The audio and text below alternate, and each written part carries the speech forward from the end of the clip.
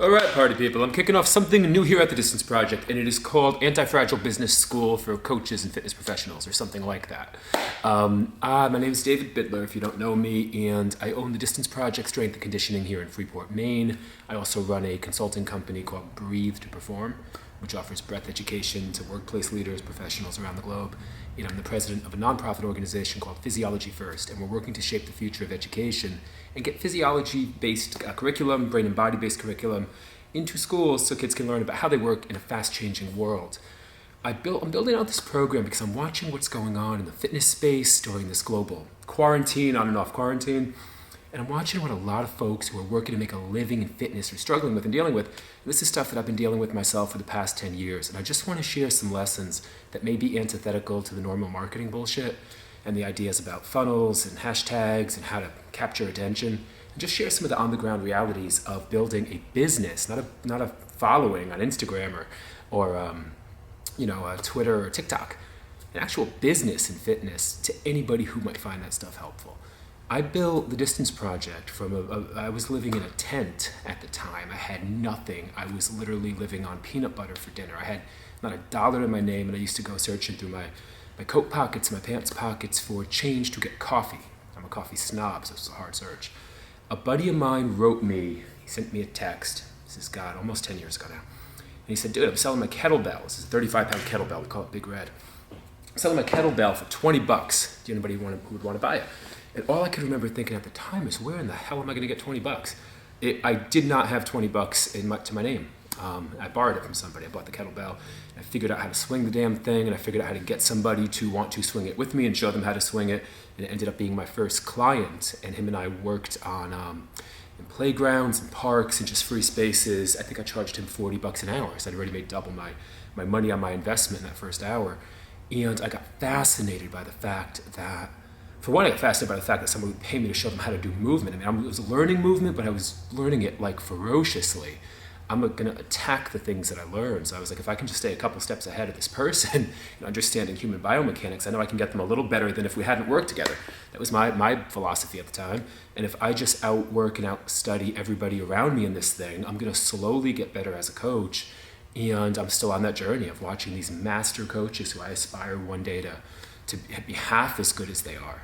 But trying every day to be ferocious about this learning journey is the best investment I've ever made in my business. So I built that one client relationship with this kettlebell into a 10 client relationship, into a very, very small gym that was actually a lawyer's office, like 400 square feet. And we ran that gym for about a year. And we're now in a place that's a couple thousand square feet, and we're expanding a few thousand more. We've got about 30 athletes who are as all in as you've ever seen all in. They sign up for their annual membership every year. They're happy to write that check. We're happy to build this business together, and we use this as a platform to build other businesses. And that's the message of this first video, is don't build a following, build a damn business. A business where people pay you money. I'm watching people manipulate people and use them as marionettes online. You have the marketing gurus who are telling you how to build your brand and what you need to do, and that you need to put out the same, very similar, stale, boring content so that you could capture your niche market and drag them to your ebook to get their email. And it's like, look, real deal. Do you have a business that you're actually highlighting, or is it smoke and mirrors on Instagram? If you have a business, people in your vicinity, like in a 30-mile radius, will drive to see you and pay you cash money every single day. And you'll have a business, and you can talk about it on Instagram. If what you do doesn't drive that, if you don't have people who will pay you cash for what you're doing, it's not about you building that out on Instagram. Everybody sees through that shit. It's you building a craft, not a niche. A craft, something that you want to be best in the world at, and then finding local people to pay you money. Because if they won't pay you money face to face, like a foot away from you, why the hell would they pay you money a country away from you? That's absolutely insane. So the first piece of advice in this video, find people who are all in, vet those people. Don't look for just anybody, don't look for short money, vet those people while you build a real skill, a real thing that someone says, I gotta get around him, I gotta get around her. I have to learn this thing from them. Here's my checkbook. How much money should I write you a check for? And at that point, you're building a business, because algorithms change and platforms change, and everybody's on Instagram trying to get each other's attention through these different strategies. But at the end of the day, if you have an actual tangible skill, you have it forever. You've invested in your own education, and people locally around you will pay you for that information. Vet those people. Don't chase them, don't pitch them, don't sell them. Show them what you know and vet those people. We've asked more people to leave this gym, probably than most gyms. This is not a good fit. Don't need the money. It's not good for either of us. Here's a better opportunity for you down the road. And because of that, we have 30 people who say, this is my tribe and this is my fam and this is where I come every single year to get strong. And there are no bullshit people here.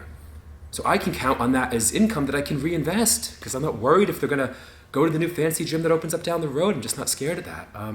That's what anti-fragile means. It means that as the world gets more chaotic, the things that you do become more robust, they become stable, they become stronger, they become fiercer because you didn't build them out of smoke and mirrors, because you actually vetted people, and because you actually had a skill in the world. You actually had something that you were working to become world class at to share with the people around you, and that is a thing that you can scale.